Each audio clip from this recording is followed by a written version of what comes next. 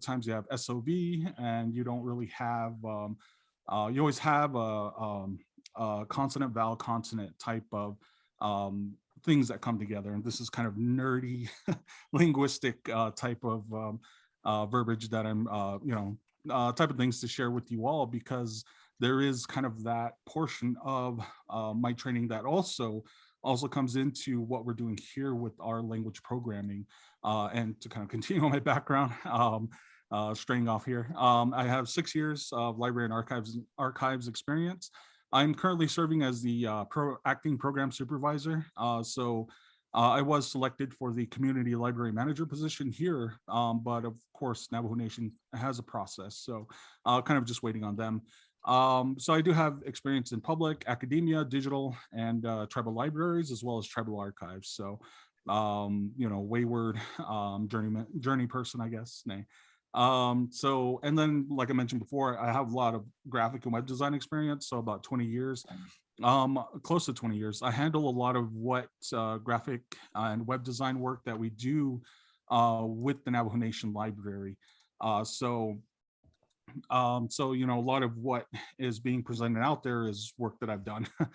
So the logo to the left, as you can see with the cornstalk, with the sacred mountains, and then the book, as well as the basket, arrowhead, and the rainbow, was kind of from that cultural background of our understanding of and our life ways for Dinek Etchit, or Navajo life way. So, and a lifetime of Dinek Etchit experience. So the spirituality, stories, the history that we do have as far as being a Diné individual, those are my experiences coming into a lot of these different fields. And that was originally my focus of why I got into what I did, because I wanted to be able to find ways to incorporate language and Navajo culture into what these different fields entails. After doing web and graphic design, it became into library and how that it could really serve its purpose in doing that. Let's see. I don't know if okay. Yeah, so once again, so this is kind of an overview of the Navajo Nation Library. We do have three libraries under the Navajo Nation Library. So there's a main library here in Winter Rock, which also serves as the administrative area for the Navajo Nation Library. We also have one as far north as Kienta, which is the Kienta Community Library, and one very far east, which is the Torion Community Library out in Torion. And so that neighbors the Hickoria as well the Hemish Pueblo communities. So they certainly have a very diverse surrounding. So the main library, I need to change this again, but we have approximately about 80,000 materials in our catalog.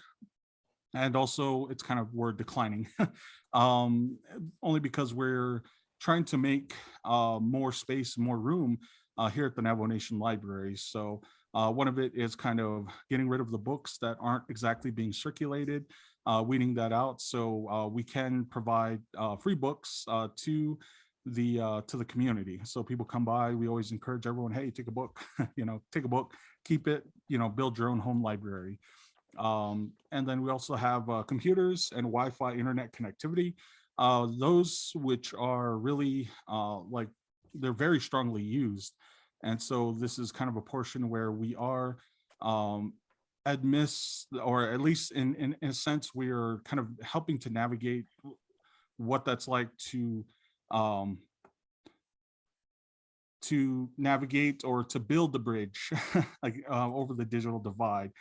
So that's what's kind of going on right now in all that we're doing. So and to embrace technology, so having Chromebooks and being able to get funding in order to get new office computers, new workstations for patrons. So so there's quite a bit that we have planned for the Navajo Nation Library. So that's kind of the front of it, at least the front facing portion of it. Seems trying to skip next, having some technical difficulties on my end. My apologies, everybody.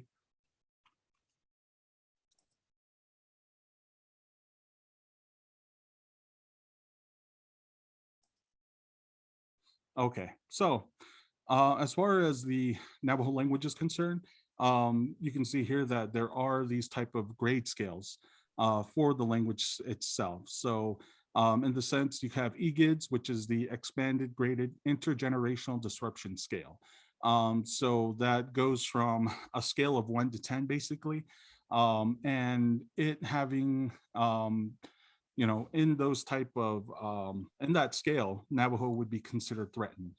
So as you can see, as the quote, it says language is used orally by all generations, but not only some of the childbearing generation are transmitting it to their children. So basically it's that there are language speakers, but unfortunately it's not being passed down.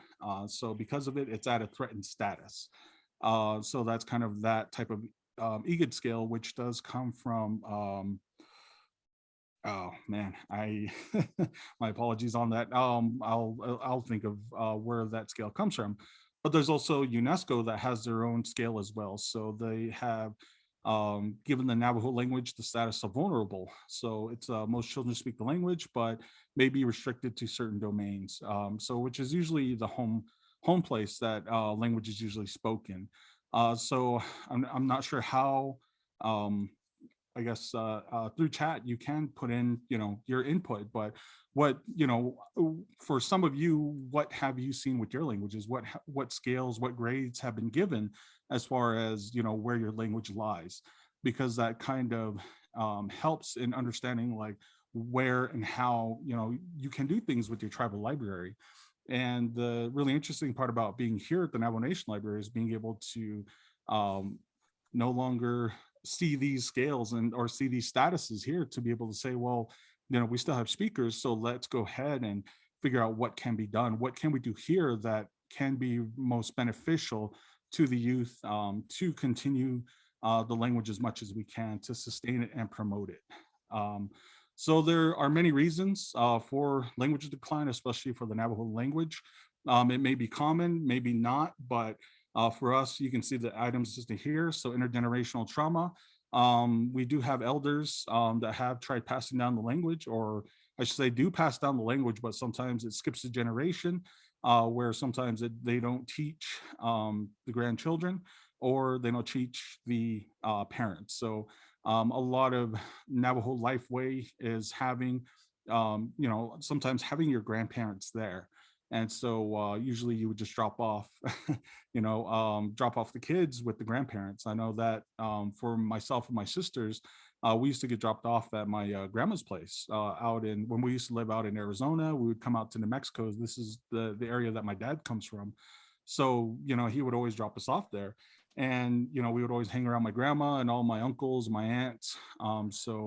But even in that case, my dad was taught the language in large part thanks to his grandfather or his che was the one who really did teach him the language. So, went and a lot of that generation, especially parents and older, on my family side, at least, they were all taught in the language. They learned the language, everything about cultural values, stories, everything. But unfortunately, it got to us, and that's where a lot of the idea of, especially my dad, or at least my parents, going into boarding schools as well. So at least I wouldn't say boarding schools, but community schools that acted as boarding schools. So that's really interesting research that somebody could do, putting that out there of looking at community, tribal community based schools that also still held onto boarding school ideologies. So there, I know, that's something I remember my mom telling me when I was younger, that they would always be the dorm mates that would always say, oh, I don't know Navajo, and they they would be Navajo saying that. And then when they would see them later on, out in the community, it would be speaking Navajo, and then but they would enforce English only. So there's also lack of language transmission. That was sort of something that kind of, I guess, kind of expressing where my parents, they taught me a lot of the stories and the culture and the spirituality behind what we do as Diné people.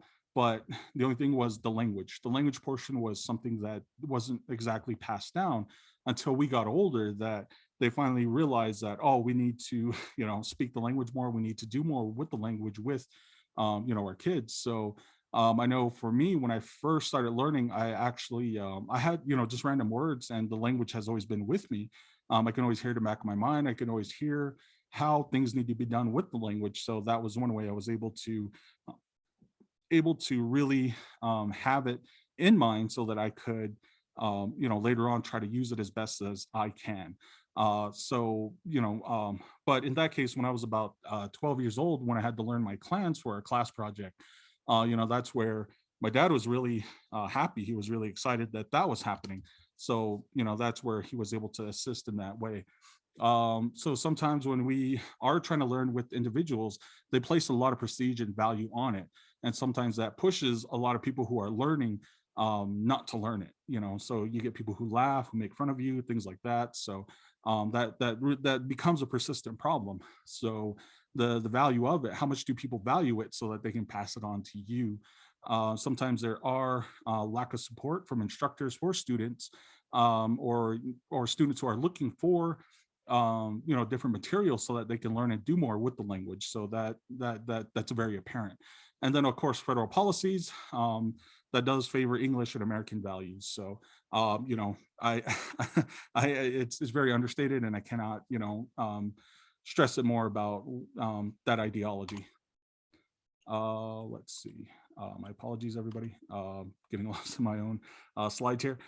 So I guess in a way, like what's being done. So these are the examples of things that are happening right now. So over at the Calgary Public Library, they've opened up an Indigenous Language Resource Center, and so as you can see, they've incorporated a lot more with a lot of the First Nations in that area, especially Treaty 7 territory. So there's many languages that are in that specific treaty area. So they did open up as being more open and more welcoming to languages and cultures out in Canada. So I think these were kind of some of the resources I was able to find. But there's also, of course, Maori. They're very big as far as how to, or in what ways language revitalization, or in this case, how language programming can be done. And the library out in UBC, I am hard pressed to try to pronounce that. If I had more linguistic, little characters and everything, then that would be great. But this library at the University of British Columbia, that I should say housed within the UBC, they're great because they, came up with their own categories. They set up their own ways in which their own knowledge systems that is incorporated in that library. So categories that aren't so formal like Dewey, LOC, or anything like that. They do it by their own rules and by their own imagination. So, it's a very powerful gesture that they have done. And so this kind of leads into the crux of what I would like to talk about, which is we can make tribal libraries into LRM centers, or language revitalization and maintenance centers. There's a lot of really great resources that we have around us. Even if it's, little by little that people do know or trying to understand and incorporate, there are ways in which, language usage could happen, the environments that we could set up where tribal libraries can be more open to it. It can be safe places. It can be areas where, many of us can say, well, we don't exactly allow mocking or laughing or anything like that, because those are essential rules, especially when you're learning how to do immersion language lessons. It's always, don't mock anybody, don't make fun of them, don't, there's a set of ground rules that you can set even at your own tribal libraries, that you can do this type of work, and, a repeated work, because a lot of students may not have that full exposure in classrooms. So some might just have an hour, and that's maybe once a week. And that's what's happening here on the Navajo Nation, or at least the public schools that do have language and culture. They only expose children only for an hour, and that's only once a week. So you need a lot of time um, to be able to do more with language and culture, as far as having more exposure, have more time with individuals to do that. And then also a lot of language revitalization work is written by non-Indigenous people. So what would it look like? if us as indigenous people took that lead, especially with tribal libraries, us as tribal librarians, library staff assistant, anything that does with us in our tribal libraries, that could be the push for how we become the leading individuals, the experts, quote unquote, as they say. So that can build a lot towards our own language promotion and sustainability. So um a lot of the times here, when you hear people say English, sometimes we say English because the g sound is really tough, or it's really interesting to try to do because it's three consonants right after each other. And of course that's English, because English is 40 languages mashed into one. um, so because of it, libraries are often thought of as places of English domains, because the books, how we talk about things, how we do things within the library is always constantly English. So how do we change that perception? How is that very how can we push that away? Do we do certain days that we just speak the language? Do we encourage that with students, with people that do come into the library? And then so that goes the same with the collection as well. How do you change the collection? How do you add more resources? How do you make it so that that English is slowly being warded off? And so I guess I kind of leave this question with many of you all. With language, what makes our tribal libraries unique? How can it be unique? How can it change? What ways can be done here at the, or even at your tribal library? These are a lot of things that that can be thought of, as far as with your language department, with your elders, with people who understand and know those knowledge ways. Then that could be one way of being able to say at tribal libraries, this is how we can help and house. So the question, once again, what can be done? So in a sense, this is a way of, how do we build new ideologies? How do we make it so we're not just sustained by one thing? Well, of course, there's language documentation. If many of you have your languages recorded, if it's been written, then do you have materials that is written and dedicated, that you can have a certain shelf space, have a certain area that can be highlighted at your libraries? I know here at the Navajo Nation Library, we have a special collections that we have a large Navajo collection that we want to promote, because we have stories, we have things about the tribal government, and we also have language material as well. Even the linguistic stuff that's been written about the language, we have that, but also the language, or the portion of language that comes from the people, that's been written and promoted here. Language value. So this is kind of where sometimes it can be iffy, only because of what value do you place on your language? How important is it to you? How do you get your council members into it? How do you get your tribal leader into saying our language is important? Here at the library, you can say, yes, it's important. Here that we house it. This is us. This is our thing. This is how we make space for language. And of course, promotion. What good. It's being able to constantly be able to have language around, but also promoting it, and then being able to do small steps with individuals who want to be more confident, because fluency is this giant wave. When we think about language fluency, that becomes a really tough ideology to overcome. So what can we do for promoting language so that we can do it in steps?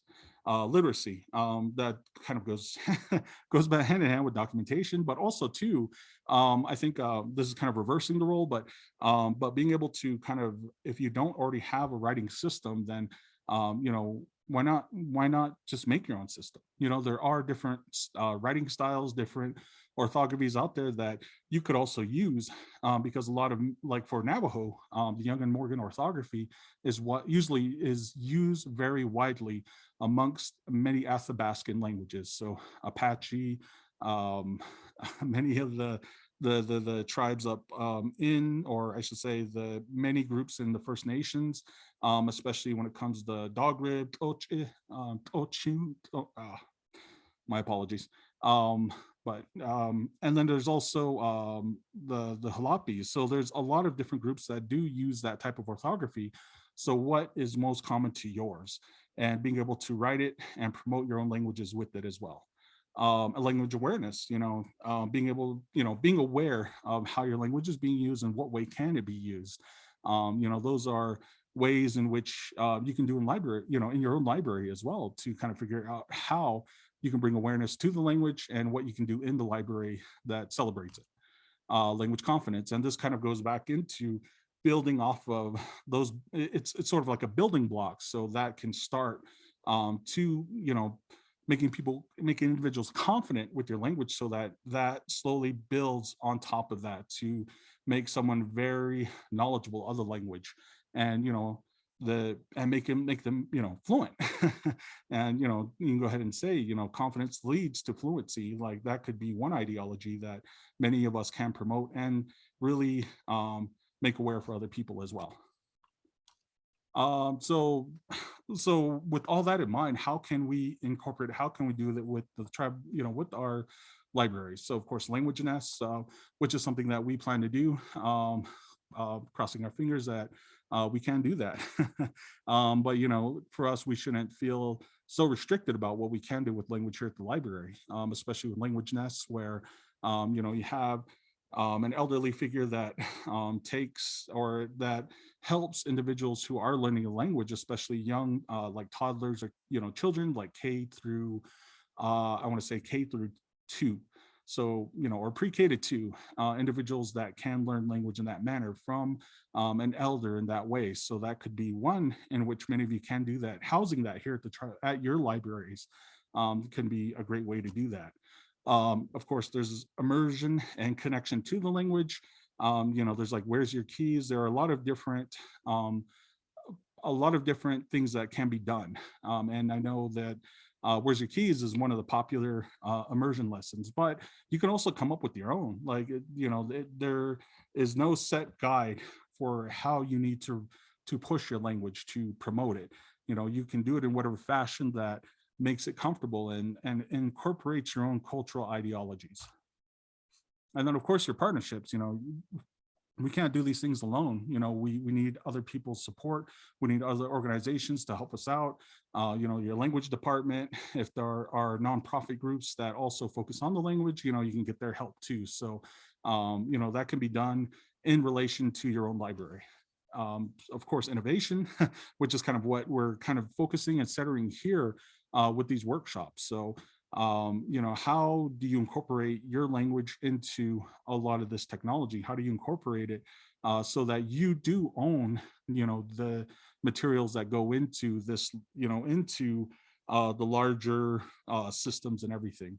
Having language lab, which is something we're also looking into. So being able to further do documentation, things like that, so that we can house it within our own digital archives, and we have copies for our own usage through other computers and things like that.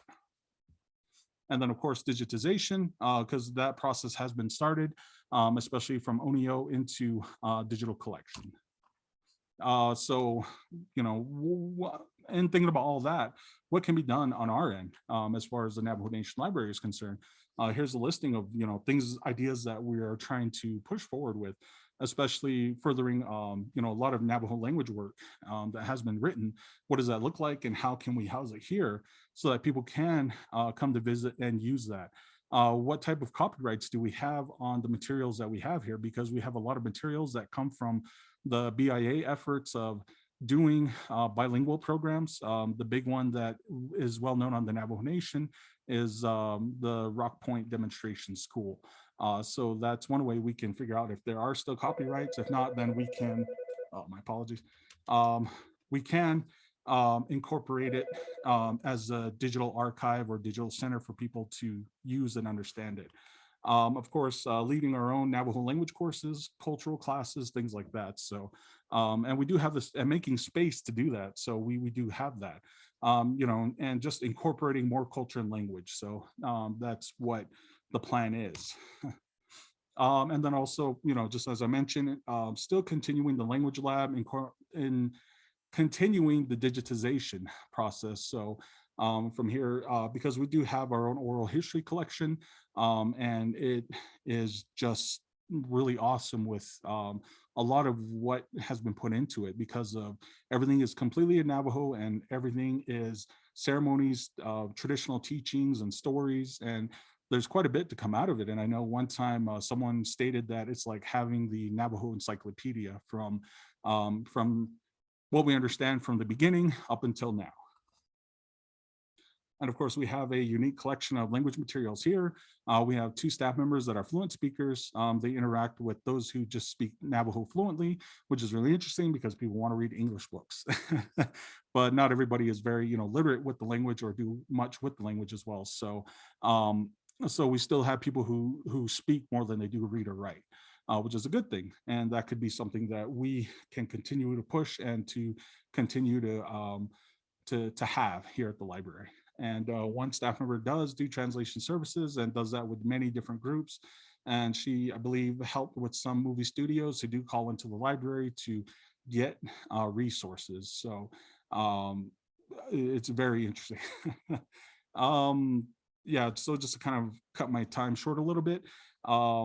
Yeah, so any questions? I know I breeze right through, or if there is even time for questions. Yeah. We've got time. Okay. I got one question. I struggle with pronouncing this one. Can you say ahihi? Oh, okay. So on here, what you have is basically means thank you in Navajo. So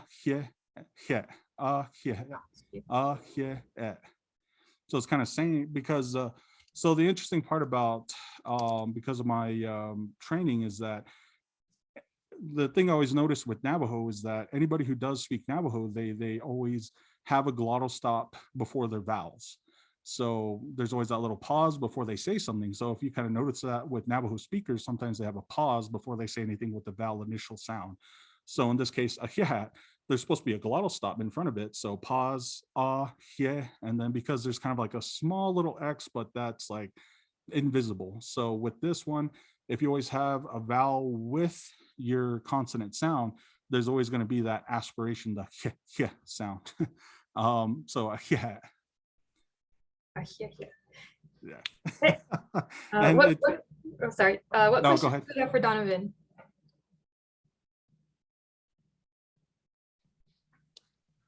I see there's a question in chat. All right, so the question is, what are the COVID regulations at the main library in Window Rock? So right now we are in the yellow status. The Navajo Nation has a designated coloring status of, red to green. Red, of course, being very limited on your limited as far as how many people you have in. So we're at 75% occupancy. We do have mask mandates still on Navajo Nation. And we have hand sanitizers, wipes everywhere. So we do have sneeze guards, as well as areas in which people are designated to walk around the floor space. I see we have a question from Cassandra. Thank you. Hey, Donovan, it's Cassandra. Hey, Cassandra. I was just wondering if you could tell us a little bit about what you're envisioning for your language lab, like what it entails. My thought is, especially like on the side of when you have people are wanting to practice like speaking and stuff, how would that look or work in a library setting, or what you have set up? That's a really good question. This was kind of something that I spoke with Tyler Peterson from ASU. He's a linguistics instructor there. He presented the idea to me of doing a language lab, and that was kind of something I didn't think about. But it's a way in which documentation can happen. So being able to record stories, language bits, that could be done like on computer, and having a good set of microphones to do that. So that, we'll definitely have a space for that here at the library, or even in one of the rooms that we have as our special collections. And so I think kind of that language interactivity of it, also too, where we can have individuals that do speak the language, they can help in doing small, like face-to-face language interaction, or digital interaction. This was kind of brought to me one time at a conference, but it's almost like, what did they do? kind of like a checkout, like you check out their time in a sense, and then you work with that individual to kind of do more language lessons. But sometimes I think a lot of what people do ask for is, how do I say a certain word? How do I say a certain expression? Which sometimes can be found in these language books, these materials that have been written. Sometimes it's there, but sometimes it's not, because of the complexity of how English kind of presents itself as far as past, present, future tenses. There are sort of those tenses in Navajo as well, but the portion that comes up is, well, what type of sound must happen in that order in order to provide it a different meaning. So hopefully that kind of makes sense, because it's only because of that. For many it's very simple with fluent speakers, but then when we try to, because we're jumping between mental grammars, I think that's kind of the problem. And our mental grammars being how we think of language, and in what way do we use language when we jump between using English, and then if you're your own language, how you jump between both, and then how sounds carry over in either one. So sometimes I think it comes down to that type of situation of, how do we use our mental grammars, because of how we were taught from elementary, your ABCs, and how that affects your ABCs in Navajo as well. So hopefully that kind of helps in answering your question, Cassandra. Yep, sounds good. Thank you. Great. Well, we're going to go ahead and move along to our next presenter. Merida Kipp is with the Yakama Nation Library. I don't know if you have slides to share, but you can go ahead and load those up if you'd like. We'll be ready for you. Okay, let's see.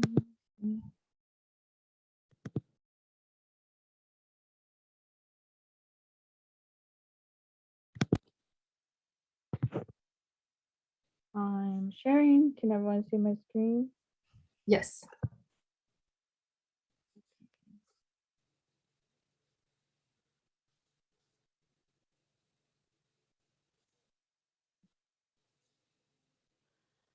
Okay. Hi, everyone. I'm Merida Kipp. I'm the library administrator at the Yakama Nation Library.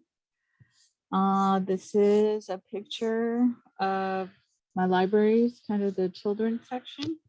My contact information is right there, along with my phone number and email. All of you are interested in all these different projects. So if you have any questions about my project, how I did it, well, I have several projects, so feel free to contact me. I'm here to support all of you. But first, I want to say happy Star Wars Day. Today is Star Wars Day, so may the 4th be with you. Today we are giving out Star Wars books to the community. Usually we have like a big event.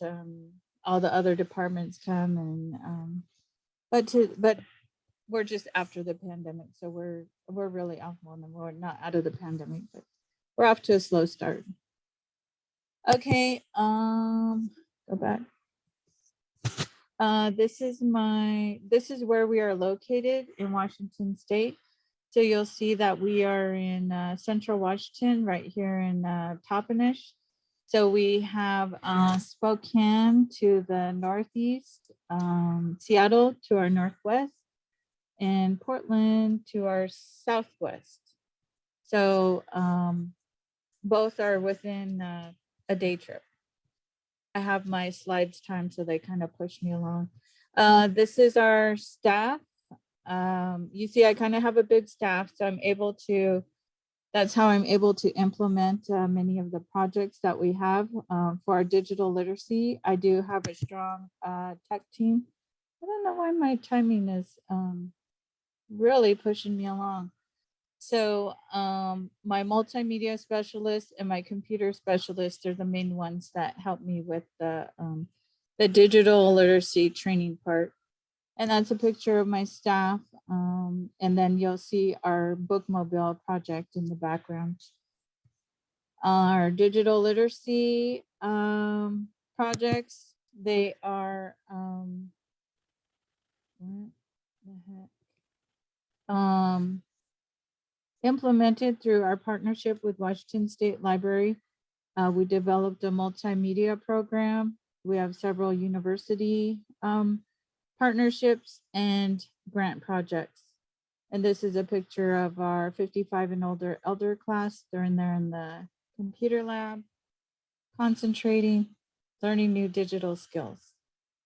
So a lot of the, they like to have the structured in-person classes so that they can get one-on-one instruction if they need it.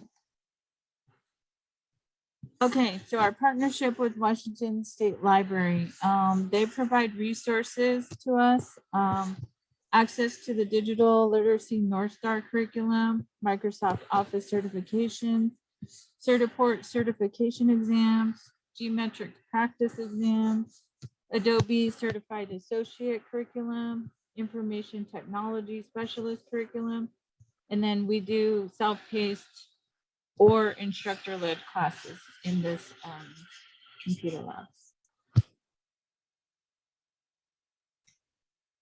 So our university partnerships, initially that computer lab I just showed in the previous slide, it was implemented through a grant from University of Washington, about 2000.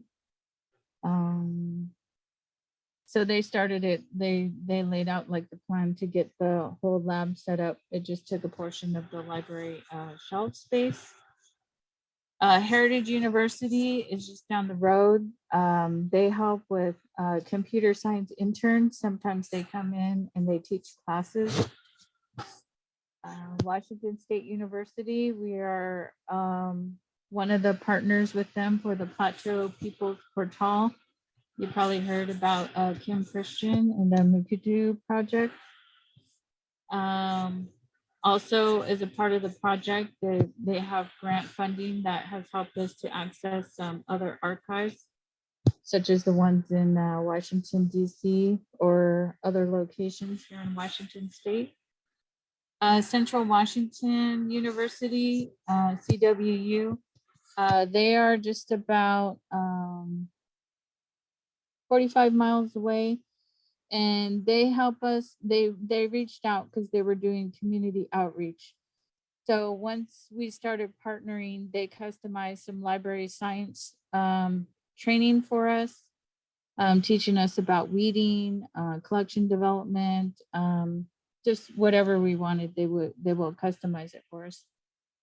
They came and did a family digitization workshop for the community. We got a grant of several books, and they came one Saturday, donated their time to help us with cataloging. And then most recently, I had a writing intern, and they helped me write. She helped me write an enhancement grant. So that was a lot of fun. Okay, our grant projects. So one of the things is I was not a grant writer, but I had to become a self-taught grant writer because we needed, funding to implement a bunch of projects and to take care of our needs here at the library. So some of the things that I found that were important are surveys and evaluation, because that's one of the things that they teach you, is that you can't just say, oh, I need these computers for no reason. You have to have data to back it up in your justification for your grant application. So that's very important. Washington State Library, some of the projects they've funded for us is Gadget Menagerie, virtual reality, Lego Mindstorm, and most recently we're talking about partnerships where we might get some AmeriCorps digital literacy trainers. So along with, they'll come in and they'll teach some classes using the curriculums that Washington State Libraries providing. IMLS, everyone's familiar with that. We recently got the ARP grant through IMLS, and we're doing internet infrastructure upgrade. We get the basic grant yearly, and we've got a couple enhancement grants. One was for collection development. One was the bookmobile project. ALA, our most recent one we got was the Libraries Build Business Makerspace. We recently got an NEH Humanities ARP grant, and we're going to implement our multimedia workshop with that. We've gotten some YALSA and some ALSE book giveaway. Also, under San Jose State University, their project that was funded through IMLS, I'm a recipient of the Circle of Learning Scholarship. So I got my master's in library science with that project. And the current project now is Bridging Knowledge. So it's a similar project that's going on right now. Also the TV White Space Beyond the Walls. And then my pending proposal, I have the USAC Emergency Connectivity Fund, and that's for funding to purchase 200 hotspots and get funded for service for those hotspots for 1 year. And I just got the email, and that's being funded. The other one, the US Treasury Coronavirus Capital Fund, for library capital improvement. So I have an evaluation and an assessment done by an architect to justify the this application, and that one is in the process, and we're just waiting for the check to be sent to us, and I'll be getting some very much needed repairs here at the library. And these are just some pictures. This is Michael Sekaquaptewa. He was the other one on the agenda. I forgot to say that in the beginning, that he was not able to join us. But maybe you'll see him at ATOM or ALA. Yakama Nation Library will be at ALA. I don't know if you read his bio, but he recently got selected to be, I'm gonna, not say it right, but he's like training. He does some artwork, and there's like a mentor. There's several Native Americans that were selected by Netflix. So he's learning how to do storyboards and stuff. Talk about that. Also, at the end, I have our song at the end. I was going to say that at the beginning, but I feel like we're running out of time, and there's someone behind me waiting to talk. But yeah, so you'll see them at ATOM or ALA. And then right here where you see the blue wiring, that's just kind of an image of our internet infrastructure upgrade that's going on right now. We're going to increase the Wi-Fi around our campus, and we're recabling everything and upgrading all of our panels. And, I know a couple of these presentations I've talked about, everyone's mentioned the word nerdy. And so I think we've all found our audience. I think everyone's understands how significant all of this stuff is. And then the other picture is just a picture of additional computers that we have that are for general use for our patrons when we're having computer classes. And the next one is the last slide, but I wanted to share our library song with you. And thank you for your time. After the song plays, you guys can ask me questions about my project. But also, if we want to skip the questions, if you guys want to contact me individually, that's great too. So when I click on the next slide, our library song will play. Thank you, everybody. They have way more than books, you see. Come and check out the library. Maybe you just want the internet. Come surf around till your heart's content.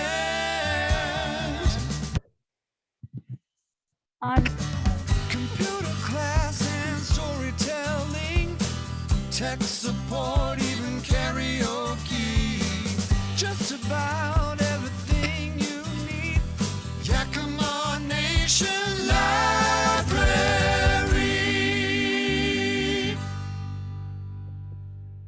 So that's our jam here at Yakama Nation. Sorry, I clicked on the chat. I was going to try and read the chat and I interrupted the song. But that's me. Well, that's amazing. Thank you so much for sharing that song with us. That's Michael, your staff member. So, Michael Sekaquaptewa, the one for the Netflix anime. Yeah. We've had several mics that worked here. So there's Michael Buck, Michael Sekaquaptewa, and then Michael David Bushman. He works somewhere else now. But thank you, everyone. yep, we do have a few minutes for questions for Merida. If anybody would like to ask, you can put it in the chat or just go ahead and unmute.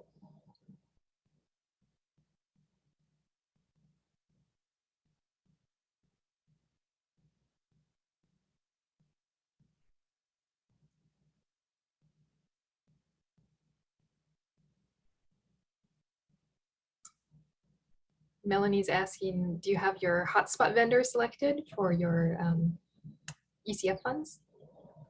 Yes, we're going to choose two. It's going to be Sprint and Verizon. Because everyone who's in the rural community knows that some probably work in different areas better than the other. And then I seen Cindy Hall, she put in the chat the information about the current Bridging Knowledge group.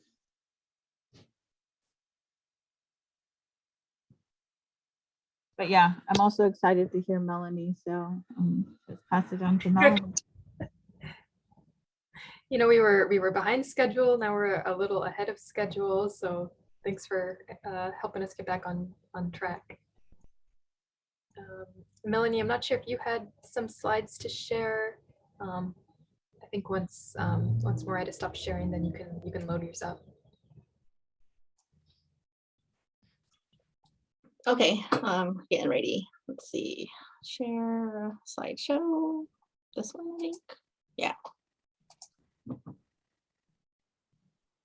Okay. Yep, we can see those. Okay. Let's see here.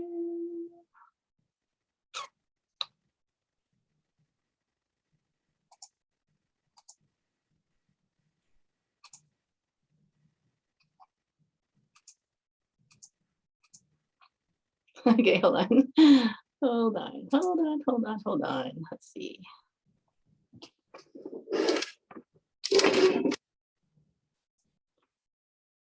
Okay, let's see, try this again. Share screen. Screen 2. Yeah, I have to talk to myself when I do technology. All right, can you hear me? We can hear you and we can see your slides. Go ahead. Okay, cool. All right. Skutash, Aninapshigig Melanie Toledo. Good day. My name is Melanie Toledo, and I'm the library manager for the Auction Indian community. I am Dine, Tachitni, born for Tanazatni, and I have been honored to be the auction library manager since 2008. And here is what the library looked like back in 2009. And that was taken by the architect, professional photo. And yesterday I went out and took my own photo with my Android phone, no filters. So this is what it looks like today. And I'm going to stop my camera so I can talk and you can focus on my slides. So just a little bit background of auction in case you haven't been here. We are located in Arizona, and this slide is what I found on the Intertribal Council website. And we're located about 35 miles south of Phoenix. So we opened the library in June 2009, about 13 years ago. Auction has an enrollment of about 1,100 members and a land base of just over 22,000 acres, the size of Disney World in Florida. We have about 1,500 library card holders, which are auction Indian community tribal members, residents, and employees who work for auction as well. And if you notice a blue arrow on the map outlined in red, you'll see auction right there. We opened in 2009. 3 years later, in 2012, the library had about almost 12,000 physical books. And I had concerns about running out of space. And also no one was really checking out books that we purchased, from 2009 to 2012. And we also, I also noticed a lot of people were not returning books, and the DVDs they checked out back then. The library was a new thing to the community. So we ran into a lot of people not returning books, and we don't do overdue fines either. We never have. And the only fines that we applied to patron accounts were just for lost items. So the books we requested, I would place the order, wait, and then books would arrive by mail. And it took us about 2 weeks to process the books, and then so what I also opted to do back then was to in-house processing. So showed trained staff how to apply the barcode, security strips, labels, and catalog the book. So figured this would be a good job duty that they could put on their resume someday. I'm not even sure if libraries still process books, but anyway, but now I think I think that job is getting obsolete, and at least for here in Auction. And then so anyway, so it was a 2-week turnaround time, order the books, process, and then eventually call the patron when their book arrived. And so around this time, I decided only to change, instead of me ordering, the New York Times bestsellers or what was popular, and looking at space, I decided to make this the library a patron driven collection. What does that mean? That means basically Auction library card holders tell me or my staff what books they want in their library, and I won't be ordering, like I said, the New York Times bestsellers unless they tell me. So the slideshow is kind of a timeline of physical books to ebooks. And then I'll show you again the timeline. So back in 2011, I had a great idea. Looking again at space, I wrote an LSTA grant through the Arizona State Library, and wrote for a grant for Nooks. I'm not sure if you remember these back in the day. Barnes and Noble had Nooks, and they still do have Nooks and Nook books, but I'm not sure what they look like now. But these were one of the first ones that wherever I think that kind of came out, like one of the first editions. So you see here what I ordered. I think I ordered like maybe 10 or 15 of them. And so what I did was when patrons, members requested books, I would buy the Nook book and put them on these, and then the members, library card holders would check them out. And then at some point, some of these Nooks had different books on there. We would catalog them too in our Atrium ILS system as well. And just so happened the Nook covers matched my my slideshow screen. And so in 2016, I applied for the IMLS Native American Basic Grant back then, and noticed, of course, public libraries, they had a cloud library, they had Overdrive, Livy by Overdrive. So I was kind of curious as to how I could market this to our community, and wrote the grant and had both of these platforms available to Auction. And I also ordered a couple of, back then, those 3M readers, a Relic, WOM means waste of money. And my tech brought this out, and he told me to take a picture of it and put it on the slide. Anyway, so that's kind of funny. So we actually have this. I think he's using that for some of the coding club kids in our program right now, tinkering around with it. So that was back in 2016. 2017, I wrote another LSTA grant for the state and called it Elders on the Go. And this was basically, I was trying to get elders to read. And my staff and I did lunchtime talks at the Elder Center. We brought in the talking book librarian to the center. We tried really hard to get this, hoping that elders would check out these for reading, listening to audiobooks, and also it would eliminate me from purchasing oversized texts, for some of our visually impaired, actually, well, not just elders, but anybody who needed large size fonts. So instead of ordering physical books, these iPads, you can adjust the fonts, as you know, as we all know. And so this was spearheaded for elders. And again, we tried really hard, but only a handful checked them out. And eventually, so the grant performance period went down or ended. And as you notice, this is my flyer I wrote back then in 2017. I'm telling you, letting the elders know this is for reading only. It's not for gaming or for casino apps or giving to the grandchildren. So anyway, it's kind of funny. I was looking at my old flyers. So I was like, reading only. Anyway, so that was 2017.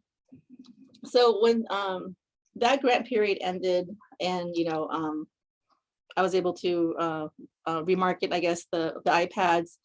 And so you see some of the kids using the iPads in our current programs.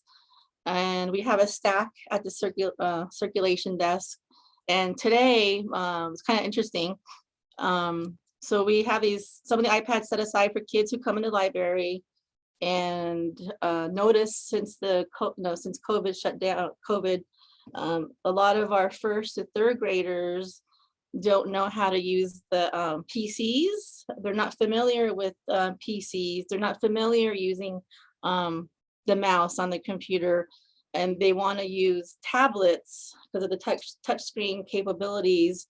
And a lot of them like to play that Roblox, kind of like, I guess it's kind of like Minecraft a little bit, I think. And and we also use some of the iPads for this was two pictures here of two of our kids doing a fall intercession or spring break program, controlling spheros. And also I don't write grants for iPads anymore. I'm kind of leaning more toward Android type tablets because of the iOS or whatever, like, they get outdated. You can't update them no more. And I know Androids, it gets that way too, but it seems like Apple, they kind of have a short shelf life, I think. Anyway, so that's just my own opinion. And some of the tablets that we have received with grants, here you see one of our kids reading in our buddies reading circle. And we were able to check out a tablet to her mom and set her up so she can do some reading at home and do some, there's a software or an app you can add to kid Kindles. It's called Reading A to Z. And a lot of it's kind of sight reading, so they can kind of read along and the book reads to them. And so it kind of helps with a lot of the sight reading words. And here's some more, some of our other kids too, in our coding program using the iPads that we have. You see they're, socially distanced. So we try to offer some limited in-person programs, even when we were kind of not allowed to have programs, but there was real strict rules around here. Like, I think every other Indian nations in the country, we're very strict with COVID guidelines. We're still maintaining some of those guidelines too. So in 2018, I wrote another LSTA grant. This one was named Higher Ed on the Spot. And this was when we first started checking out Wi-Fi hotspots. So I attended one of Nicole Umian's presentation. Nicole is from the Arizona State Library Archives and Public Records. And she did this whole presentation once, and she talked about the different hotspots and programs that were available through, I think, like Verizon, some other vendor. And then she mentioned TechSoup's mobile beacon program. And with that program, I was able, and with the amount of money I received from the LSTA grant, I was able to get 11 hotspots for a total of $165. And 12 months unlimited data. Back then it was Sprint, now it's T-Mobile. And for one hotspot, it was $120 per month for one hotspot. So anyway, so 11 hotspots, a total of $1,375 for shipping, including shipping and handling. So with this first initial hotspot grant, I earmarked it for higher ed students, 18 and over, and had to go through the whole process of council and do a resolution, and because it was some sort, I can't what they call it, but anyway. So here you have some feedback I received from some of the adults, and we had some older adults too that were over 40 who were going back to school, and you see a couple of their texts I would send them asking for some of their feedback. You know, hi Melanie, sorry I didn't get back to you sooner, just got out of class. Yes, the hotspot works perfect for me to complete my online assignments. I haven't ran into any issues so far. I'm very grateful for you and all who are involved in this grant. Thank you so much. And then the next text was kind of funny. It's probably one of day that my final grant was due. So I'm like, hi Della, final grant report due for the hotspot project. Any good comments about the hotspot? Has it helped with you, with Jalen or your kids' school stuff? And then she responds, Jalen will be home from school in about 15 minutes. I'll ask him. And then, but as a parent, I don't have to worry about having gas to take him to Wi-Fi or pain an arm and a leg for extra data. So that was nice to have that in 2018. So just had 11. So I just earmarked those for our higher ed auction students, 18 and over. Higher ed meaning, you know, college, university, vocational students. And 2019, so this is right before 2020, you know, when COVID hit. So 2019, I decided to write another grant, IMLS Native American Basic Grant. And this was for reading software for our PCs actually in the library. And it was to target the kids in summer 2020. And so luckily, I guess in a weird way, I was running behind on my grant, and COVID hits. So, you know, we all, you know, we shut down, and I'm sitting there, we're kind of like, you know, kind of packing things up, and no clue what's going to happen. And I mentioned the hoarding begins, you know, it wasn't toilet paper, but you see, like, you know, I started ordering kid Kindles because the grant was specifically for our kids to, you know, become stronger readers and, you know, get books and, you know, help them read while at home, you know, while in the library. But so I emailed IMLS or messaged them and asked if I could, you know, of course, do some revisions due to us shutting down.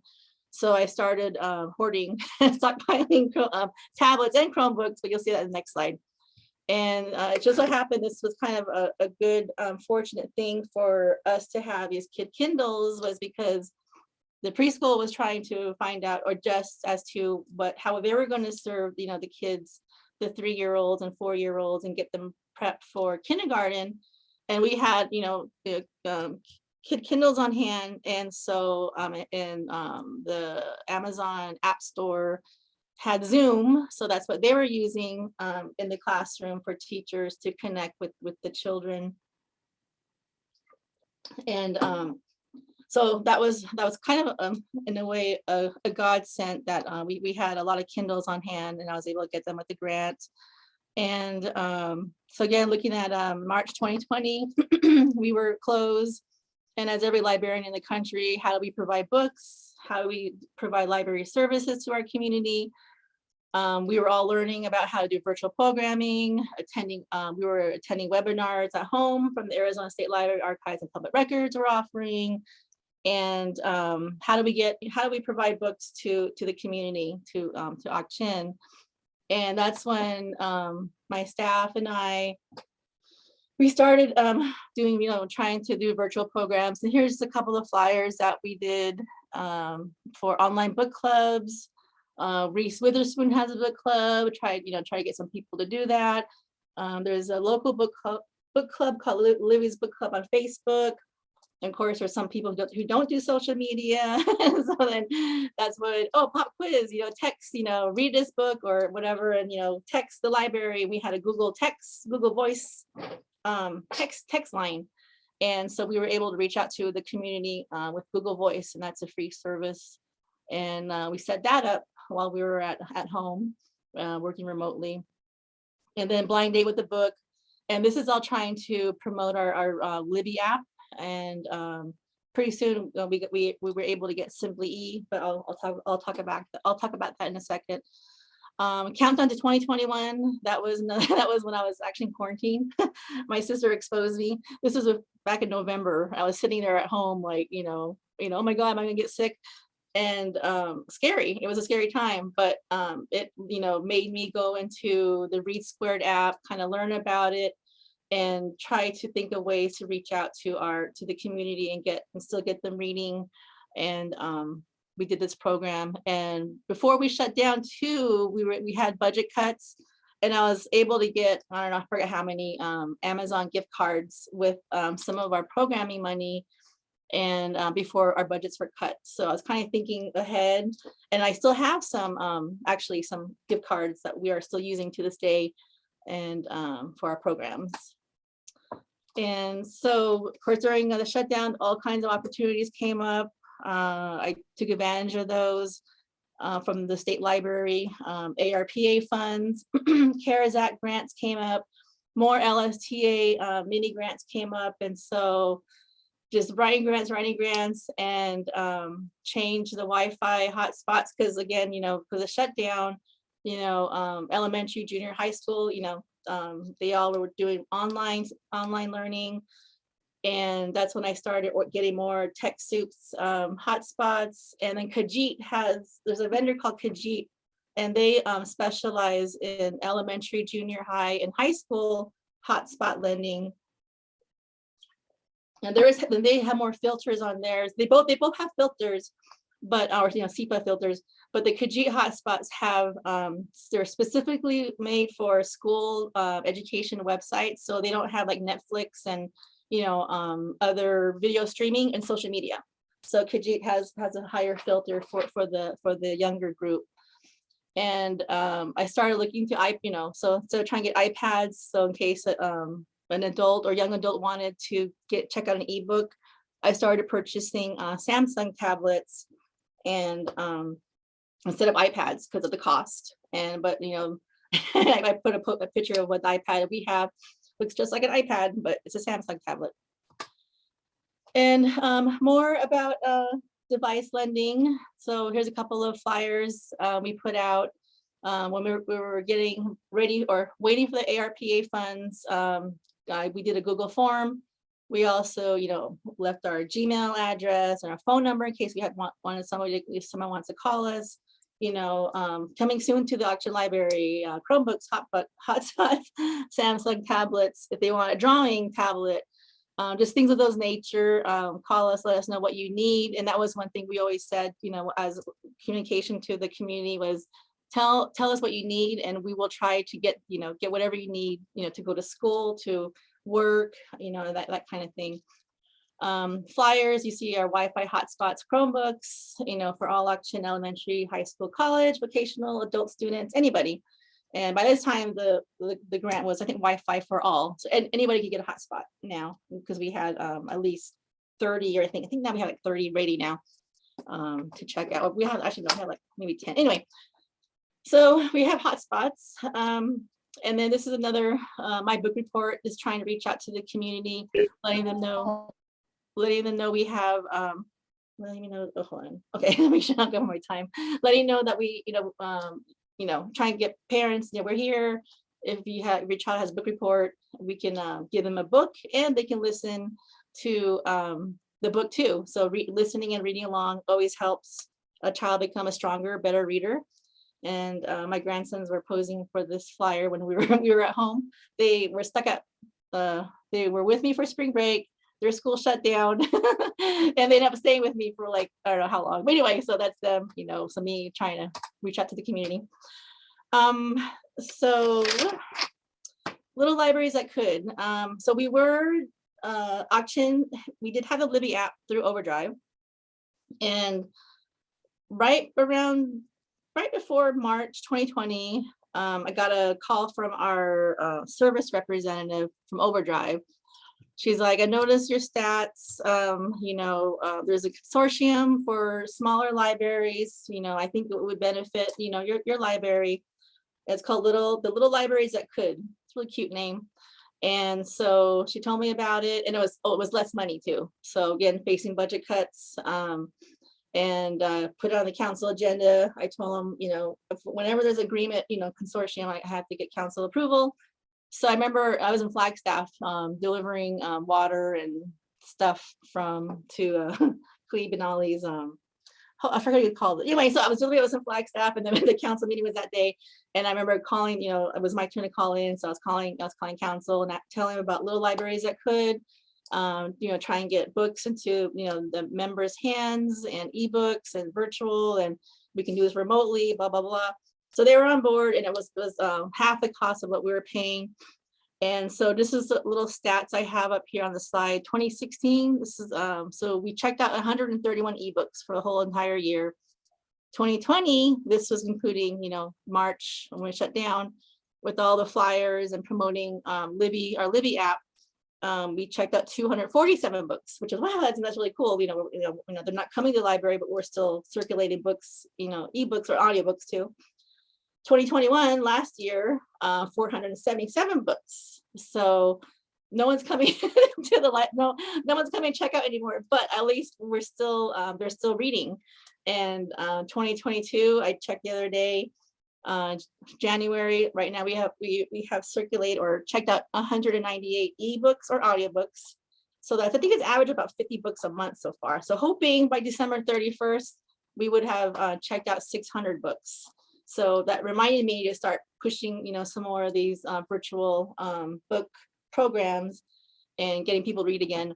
And recently, we just had the opportunity to be part of the Simply E pilot project, and that's through Amigos Libraries. And it's another platform, ebooks, audiobooks that we can offer the community as well. Cloud Library, we phased that out. For some reason, people were drawn to the Libby app. They liked that app. And I found out Pinal County, which library, Pinal County Library System, they have cloud library. So anyone who lives in Ak-Chin are eligible for a Pinal County Library card. They also have a virtual card. So instead of us paying, for an extra, like maybe $3,000 for cloud library access, I stopped the contract and then started pushing their virtual library card with the members here, and and so using Pinal County Library's resources to Cloud Library. So that's what happened there with Cloud Library. And I encourage tribal libraries to see what county you fall under and see what kind of resources they offer, and definitely try to get the members to use what the system libraries have. So with us kind of transitioning to a lot of e stuff, the great reading begins. So right now we're reading out books, we're boxing them up. You see some are CDs. No one checks out CDs anymore, hardly. I think no one has ever in a long time. I found these CDs the other day, and those are some of my favorites.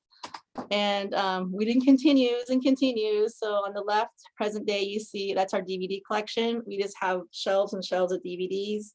No one, I think 5 people might have checked out, 4 people maybe checked out DVDs for the past 2 years. So everyone's streaming now too.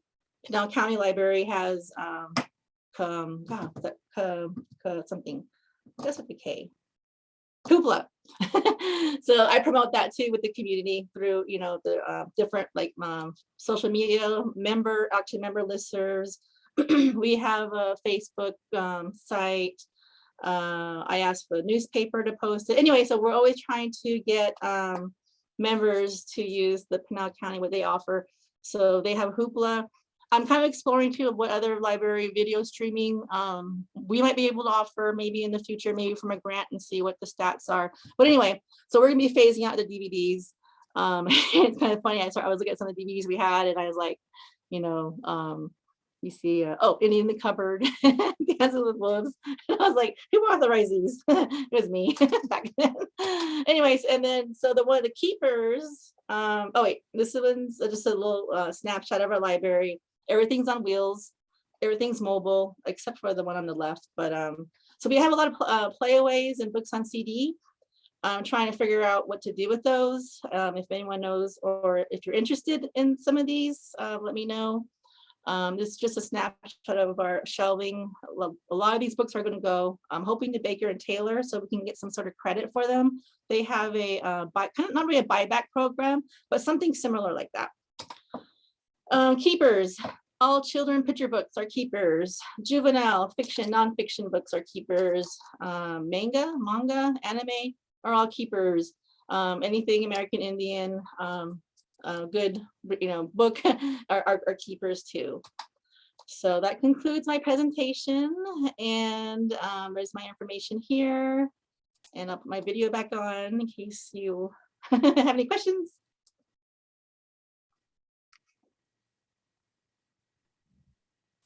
Thank you, Melanie. Feel free to put some questions in the chat or go ahead and unmute. We're a small group in this this little breakout room.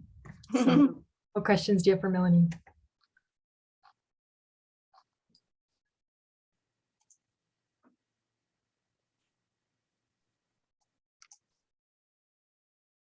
None?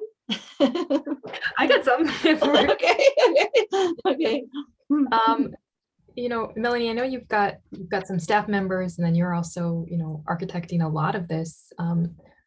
How much of, I guess I wonder how much time goes into getting ebooks ready for checking out to patrons and selecting those and working with all those different platforms. How heavy of a lift is that for you?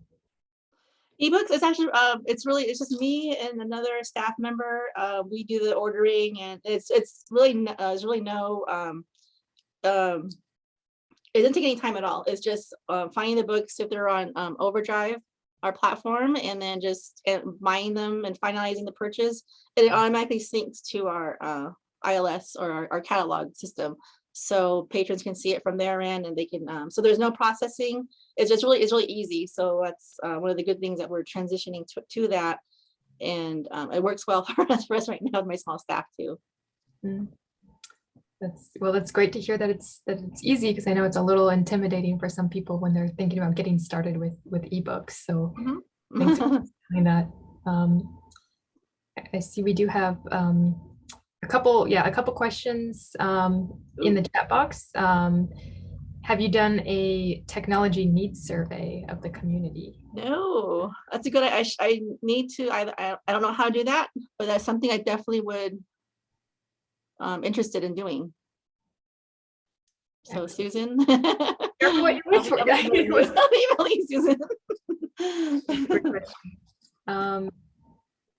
Kristalina asks, how did you not lose devices, like the ones that are checked out? How do you make sure they're coming back to the library? They sign a contract. They're aware of how much it costs to replace an item, and with the tech soups, the hotspots, they're actually really inexpensive. I think they're about $40 to replace. And the Chromebooks, they have to prove that they're still using it. We just keep track of them. We just, it's not, it's a small tribal community, so it's pretty easy to contact. And if there's an issue with our staff, we have tribal members on our staff that would know the person and can get a hold of them and bring them back. Mm-hmm. So that's the only good, not only good thing, but that's a good thing. It's a small community, so we're able to. Back in the day, I used to post. I used to print their names in the newspaper if there were items. I went with the title, but I would say overdue items, and so I haven't done that lately. But that was kind of funny back then. People will look forward to that. So I might need to bring that back. We got a question from Beth Greenhorn. You want to go ahead, Beth? Sure. Thanks so much, Melanie. That was really interesting. So I'm looking forward to getting your presentation after the fact, so I can, because I think I missed, or I know I missed some information, but I work at Library and Archives Canada in Ottawa. And last fall, we published our second ebook, and this one is a multilingual, multimedia one, so it's just not textual. So it's it features approximately 14 Indigenous languages. Oh, wow. And it's available. So each book, there's a French and English version, but the main content is presented in the indigenous language of the content or of the essay in each section. And I'm just wondering, with your work, have you done any other like multimedia work, or is it strictly textual? And I guess the follow-up part of that is that the book right now, it's available on EPUB and Apple devices, and it's pretty heavy to download. So what we're currently looking at is a pilot project, and we're considering buying iPads to distribute to communities to create a loan program. So it would be more of a national program and it wouldn't be so contained as yours. So, but I'm really, I might, if you are cool with this, if I could follow up with you afterwards to look at like your loan agreement and how you've worked it out. But yeah, I was just curious, I guess going back to the first question, is it, do you deal just strictly with textual, or is there any kind of interactive component in your ebooks? Interactive, like in terms of like, do we make our own books? Do we make our own? Is that what? Yeah, I guess that's what it is. We made ours, and we embed. Okay. It's featuring published in archival material, so we have embedded videos and podcasts and music, and yeah, so it's and our staff wrote all the content. Okay, we do have a separate cultural and language department. The language department, they do have, they're working on their own books and in their own language. They were exploring with some apps a couple of years back, but I know they were not, they wanted to kind of keep it in-house. They didn't want it to be just, distributed to other, which I know a lot of tribes are like that too, where they don't want to, they want to keep it just within the tribal community. So I know they have separate projects. For us here at the library, we kind of do like some of them, like what public libraries do. Language, they have their own, but if they want us to help them with some of the tech part of it, that's what we're here to support them. Video, we do have a story walk that we have back in a couple of months ago. The language department, in terms of multimedia, they translated Brown Bear into Autumn, and they so we bought a like kind of like an app. So they read the book, and so when the members or any other person visiting the auction parks, they would go there and they could hear the language staff talking or reading the book in Autumn as they walked around the parks. So that's kind of multimedia in a sense. And that was more, since it was a mainstream book, they were okay with translating that in Autumn.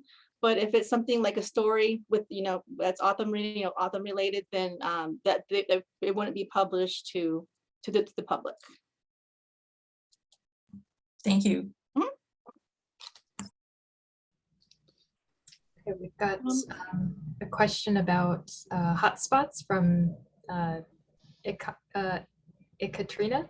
Sorry about that. How long are your checkout periods? Do they run out of data? How much data are people usually using per month?